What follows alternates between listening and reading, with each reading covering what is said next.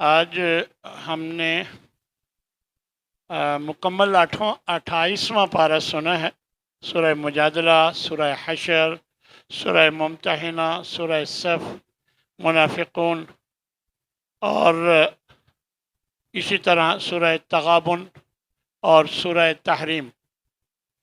اس کے علاوہ سورہ جمعہ سے آج میں نے آپ کو انشاءاللہ میں نے کیونکہ 28ویں پارے کا نصف تک آپ کو سنا دیا تھا اس کا خلاصہ، تو آج ہم سورہ جمعہ سے آگے چلیں گے انشاءاللہ۔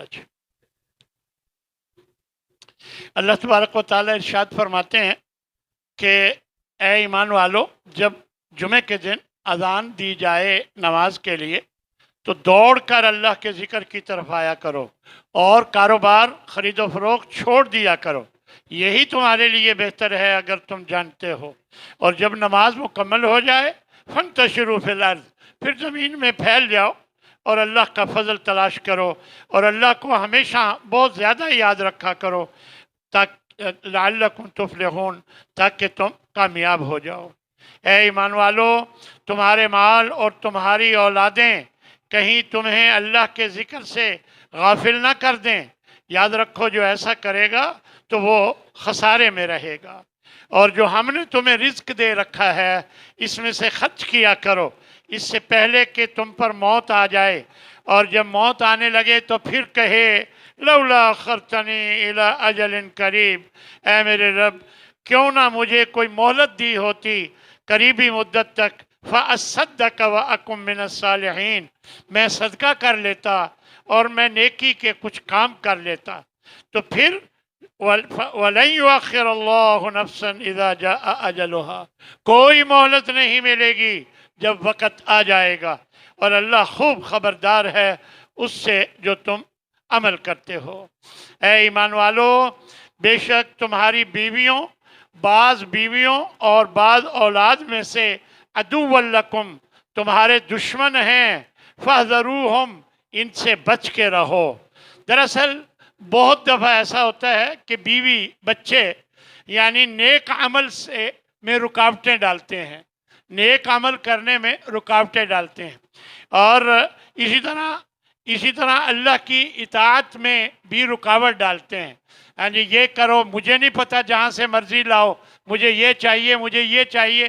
پھر جو بندہ ہے پھر مجبور ہو کر رشوت لیتا ہے اور یعنی اس طرح یہ دشمن ہیں، ان سے بچ کے رہو۔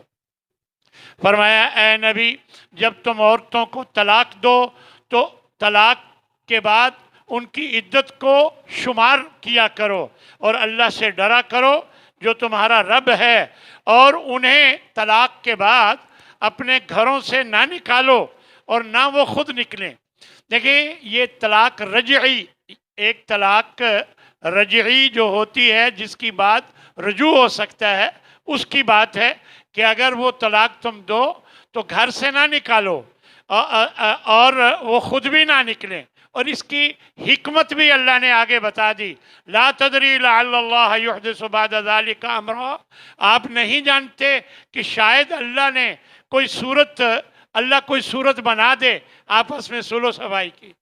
دیکھیں جب خود ناشتہ تیار کرنا پڑے گا، جب خود بچوں کو تیار کر کے بھیجنا پڑے گا سکول، تو اس کو یاد آ جائے گا، سمجھ آ جائے گی کہ چلو جیسی بھی ہے گزارا کرتا ہوں، یعنی پھر صلح ہو جائے گی۔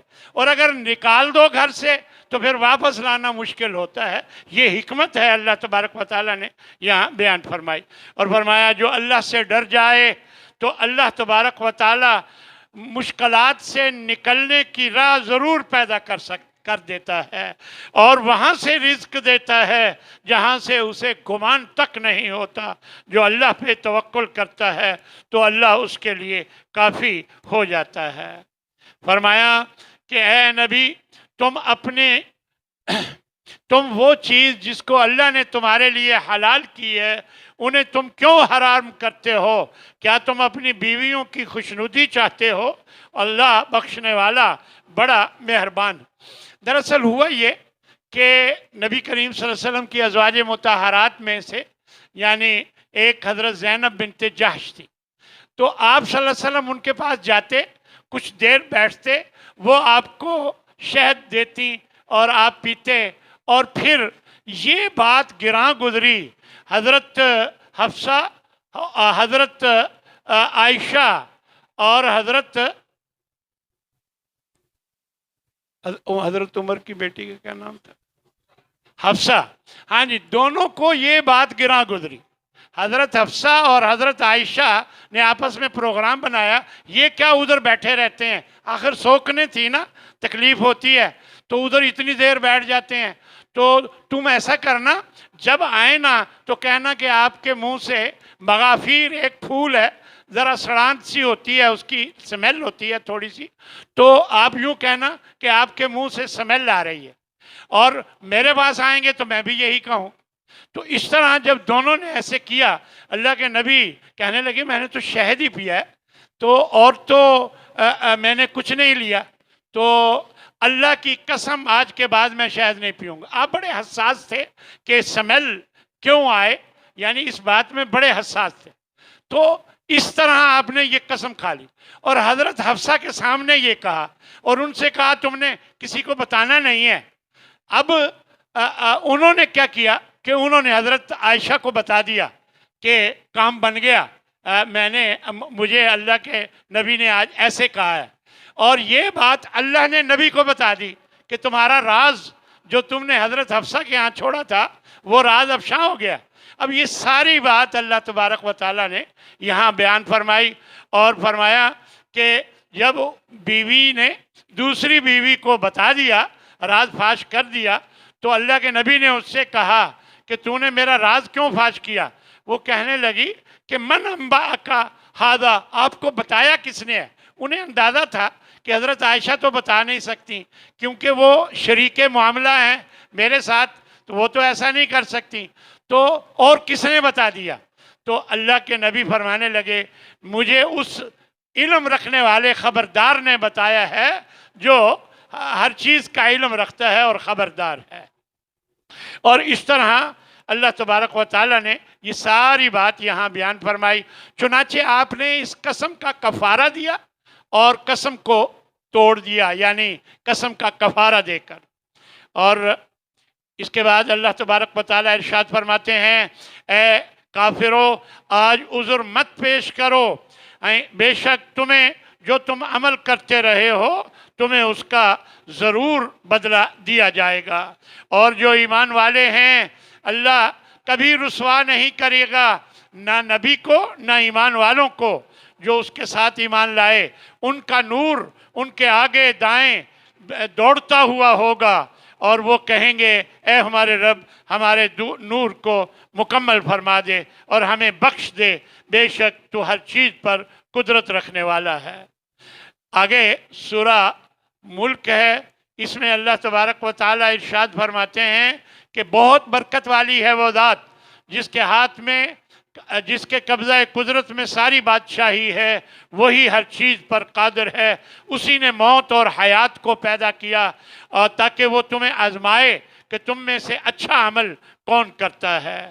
اور یہ کافر لوگ اپنے رب کے ساتھ جو کفر کرتے ہیں یہ جہنم کے عذاب میں مبتلا کیے جائیں گے جو بہت برا ٹھکانہ ہے.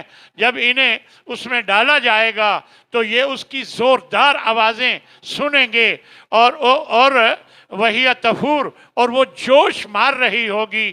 دیکھیں گے قریب ہے کہ وہ غصے سے پھٹ نہ پڑے, اور جب بھی کوئی گروہ اس میں ڈالا جائے گا تو دربان ان سے کہیں گے الم یاتکم نذیر, کیا تمہارے پاس ڈرانے والے نہیں آئے تھے؟ کہیں گے ہاں آئے تو تھے لیکن ہم نے ان کو جھٹلا دیا اور ہم نے کہا اللہ نے کچھ نہیں اتارا, بے شک تم بہت بڑی گمراہی میں ہو. کاش ہم سنتے اور عقل سے کام لیتے. ما کننا فی اصحاب السعیر, آج ہم اس دہکتی آگ میں نہ ہوتے.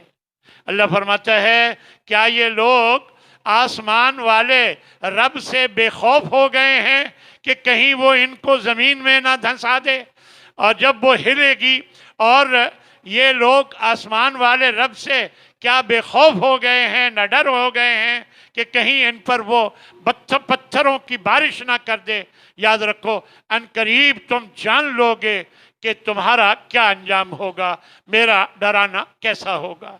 فرمایا اے نبی ان کو بتا دو، بھلا دیکھو ان اصبح ماؤکم غورا، اگر تمہارا پانی زمین میں چلا جائے، فمن یاتیکم بماء معین، تو کون ہے جو چشمے کی صورت میں تمہیں پانی لا کر دے۔ پھر اللہ تبارک و تعالیٰ نے ایک جنت والے باغ والوں کا ذکر کیا کہ جنہوں نے یہ قسم کھائی آج ہم پہلے ہی ان غریب لوگوں کے آنے سے پہلے ہی ہم اپنی صبح پھل کاٹ لیں گے، اتار لیں گے، اور بغیر انہوں نے انشاءاللہ کہ یہ بات کہی تو رات کو اللہ کا عذاب آیا اور وہ کٹی ہوئی فصل کی طرح سب کچھ گرا پڑا تھا، تباہ ہو گیا۔ اب صبح یہ اٹھے جبکہ وہ سوئے ہوئے تھے، سارا باغ تباہ کر دیا گیا۔ تو جب وہ صبح اٹھے اور تو وہ آپس میں ایک دوسرے کو آواز دینے لگے، اٹھو بھائی صبح چلیں تاکہ اپنی فصل کاٹ لیں، اپنے پھل اتار لیں۔ اور وہ آپس میں ایستا باتیں کر رہے تھے، ان لا يدخلنها اليوم علیکم مسکین، کہ کوئی مسکین آج تمہارے پاس مانگنے کے لیے نہ آئے۔ تو وہ سمجھ رہے تھے کہ ہم سب کچھ پھل اتار کر لے جائیں گے، لیکن جب وہ وہاں پہنچے تو کہنے لگے ہم تو راستہ بھول گئے، کیونکہ وہ منظر نہیں تھا، وہ تو سارا کچھ تباہ ہو گیا تھا۔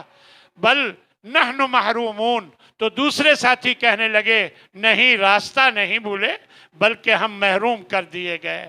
پھر ان میں سے جو درمیانہ تھا وہ کہنے لگا میں نے تمہیں کہا نہیں تھا کہ تم اللہ کی پاکی کیوں نہیں بیان کرتے ہو؟ تو اب وہ کہنے لگے سبحان ربنا، پاک ہے ہمارا رب، بے شک ہم ہی ظالم ہیں۔ پھر آپس میں ایک دوسرے کو ملامت کرنے لگے اور کہنے لگے ہائے ہماری ہلاکت، ہم ہی سرکش تھے، ہم ہی نافرمان تھے۔ پھر اللہ تبارک و تعالیٰ ارشاد فرماتے ہیں وہ شخص جس کے دائیں ہاتھ میں اعمال نامہ دیا جائے گا تو وہ کہے گا لوگوں دیکھو میرا اعمال نامہ پڑھو، بالکل ایسے جیسے ایک بچہ اچھی پوزیشن لے کر یعنی پاس ہوتا ہے تو وہ اپنا رزلٹ کارڈ لوگوں کو دکھاتا پھرتا ہے کہ دیکھو میرا یہ یعنی رزلٹ کارڈ ہے۔ ایسے ہی وہ کہیں گے پڑھو میرا اعمال نامہ۔ مجھے خیال تھا، مجھے یقین تھا کہ میرا حساب اچھا ہوگا، تو وہ راضی خوشی کی زندگی میں ہوگا، بلند باغات میں ہوگا، جس کے کھوچے نزدیک، پھل اس کے نزدیک ہوں گے، کھاؤ پیو مزے کرو جو تم دنیا میں تکلیفیں اٹھاتے رہے اس کے بدلے میں۔ اور رہا وہ جس کا اعمال نامہ اس کے بائیں ہاتھ میں دیا گیا تو وہ کہے گا اے کاش یہ مجھے دیا ہی نہ جاتا، مجھے کیا پتا تھا کہ ایک چھوٹی چھوٹی چیز کا حساب ہوگا، اے کاش میرا کام تمام ہو جاتا اور مجھے دوبارہ نہ اٹھایا جاتا، اور ما اغنا عنی مالیہ، میرا مال میرے کچھ کام نہیں آ رہا، حلق عنی سلطانیہ، میری چودراہٹ بھی ساری چلی گئی، وہ بھی کچھ کام نہیں آ رہی۔ کہا جائے گا پکڑ لو انہیں فغلو، پھر انہیں جکڑو 70 ہاتھ لمبے زنجیر میں جکڑ کر، ثم الجحیم سلو، پھر اسے جہنم رسید کر دو۔ یہ اللہ جو اتنی عظمت والا ہے اس پر ایمان نہیں لاتا تھا، مسکین کے کھانا کھلانے کی ترغیب نہیں دیتا تھا۔ اس دن پہاڑ دھنی ہوئی روئی کی طرح ہو جائیں گے، اور کوئی دوست کسی دوست سے کوئی اس کا حال نہیں پوچھے گا۔ حمیم گہرے دوست کو کہتے ہیں، کوئی گہرا دوست کسی دوست سے حال نہیں پوچھے گا۔ یبصرونہم، حالانکہ وہ ایک دوسرے کو دکھائے جائیں گے، یہ نہیں ہے کہ ہوگا ہی نہیں، ایک دوسرے کو دکھائے جائیں گے۔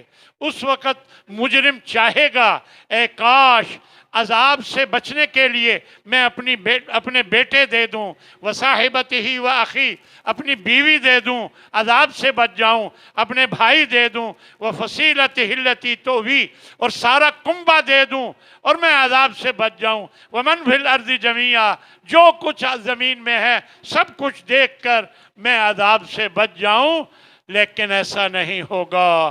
انہا لظا، یہ شعلے مارتی ہوئی آگ ہے جو تمہارے لیے ہے، نزاعتا للشوا، یہ چمڑی ادھیڑ کے رکھ دے گی، اور پکارتی ہے یہ آگ جو بھاگنے کی کوشش کرتا ہے کہ کدھر جاتا ہے، ادھر آ۔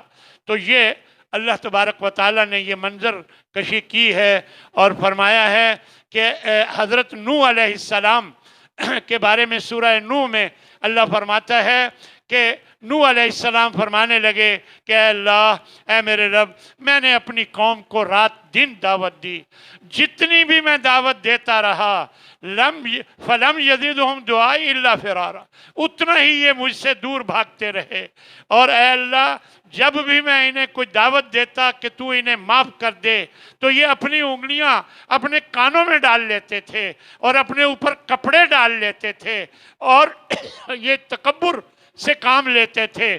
پھر میں نے ان کو دن میں پکارا اور میں نے اعلانیہ ان کو دعوت دی، میں نے چھپ کر ان کو دعوت دی، اور میں نے ان کو کہا کہ اپنے رب سے معافی مانگ لو، انہو کان غفارا، بے شک وہ بہت بخشنے والا ہے، وہ اگر بخشش مانگو گے تو وہ تم پر بارش برسائے گا، مال اور اولاد عطا کرے گا، اور تمہارے لیے باغات کر دے گا، اور تمہارے لیے نہریں جاری کر دے گا۔ ما لکم لا ترجون للہ وقارا، تمہیں کیا ہو گیا کہ تم اللہ کی برتری کا عقیدہ نہیں اپناتے ہو کہ اللہ سب سے برتر ہے، یہ عقیدہ کیوں نہیں اپناتے ہو؟ آخر اللہ فرماتا ہے کہ حضرت نوح نے یہ دعا کی اپنے قوم کے لیے، بد دعا، کہنے لگے رب لا تذر علی الارض من الکافرین دیارا، اے اللہ زمین پر کافروں کا کوئی گھر نہ چھوڑ، اگر تو چھوڑے گا یہ تیرے دوسرے بندوں کو بھی گمراہ کریں گے، اور جتنی بھی ان کی اولاد ہوگی سب فاجر اور کافر ہوگی، ناشکری ہوگی۔ اے میرے رب مجھے بخش دے، میرے والدین کو بھی، اور میرے ساتھ میرے گھر میں جو داخل ہو گیا ایمان لا کر اسے بھی، اور سب مومن مردوں اور عورتوں کو بھی، وَلَا تَزِدِ الظَّالِمِينَ إِلَّا تَبَارًا، اور ظالموں کو تباہ و برباد کر دے۔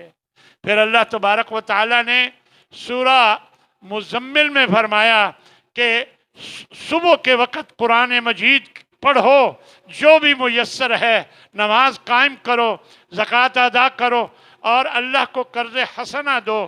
یاد رکھو جو بھی تم اپنے لیے آگے بھیجتے ہو، کوئی بھی اچھا کام، تجدوہ عند اللہ ہوا خیرا، اللہ کے ہاں اس کا بہترین بدلہ تمہیں مل جائے گا، وَأَعْظَمَ أَجْرًا، بہت عظیم اجر ملے گا، وَاسْتَغْفِرُ اللَّهِ، اللہ سے بخشش مانگو، ان اللہ غفور الرحیم، بے شک اللہ بہت بخشنے والا مہربان ہے۔ پھر سورہ مدثر میں اللہ تبارک و تعالیٰ ارشاد فرماتے ہیں کہ جنت والوں کو اللہ جہنمیوں کو بھی دکھائے گا، یعنی جنت والوں کے سامنے جہنم والوں کو اللہ دکھائے گا، تاکہ یہ دیکھیں کہ آپ مزے میں ہیں اور وہ دیکھیں کہ کتنے عذاب میں ہیں۔ تو وہ مجرموں سے پوچھیں گے ما سلککم فی سقر، تم جہنم میں کیسے آ گئے؟ قالوا لم نک من المصلین، وہ کہیں گے کہ ہم نماز نہیں پڑھا کرتے تھے۔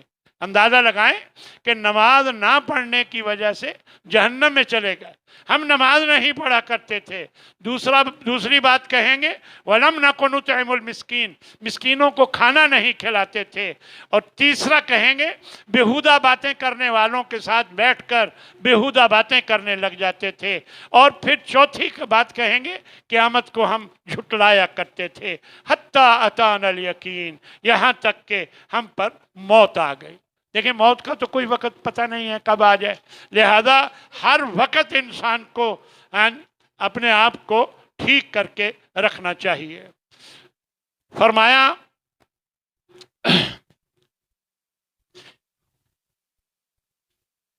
کیا انسان پر ایسا وقت نہیں آیا، یعنی اس کا مطلب، اس طرح کے جملے کا مطلب ہوتا ہے کہ یقیناً آیا ہے۔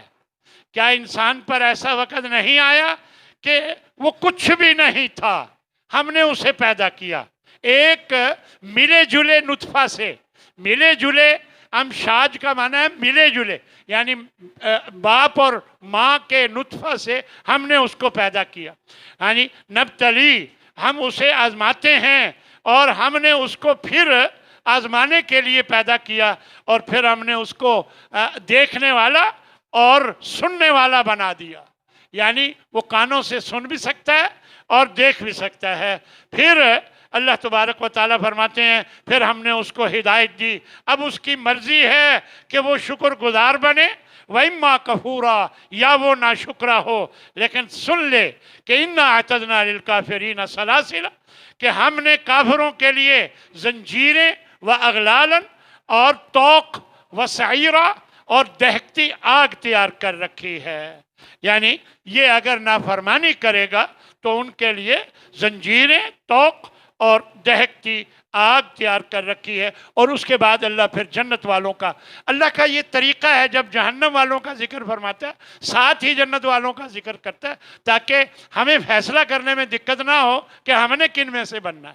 اللہ تبارک و تعالیٰ سے دعا ہے کہ اللہ ہم سب کو سیدھے راستے پہ لگائے رکھے۔ وآخر دعوانا ان الحمد للہ رب العالمین۔ آج میں نے 29واں پارہ بھی تقریباً مکمل کر دیا، کچھ چھوٹی سی ایک دو باتیں ہیں وہ کل میں آپ کو بتا دوں گا۔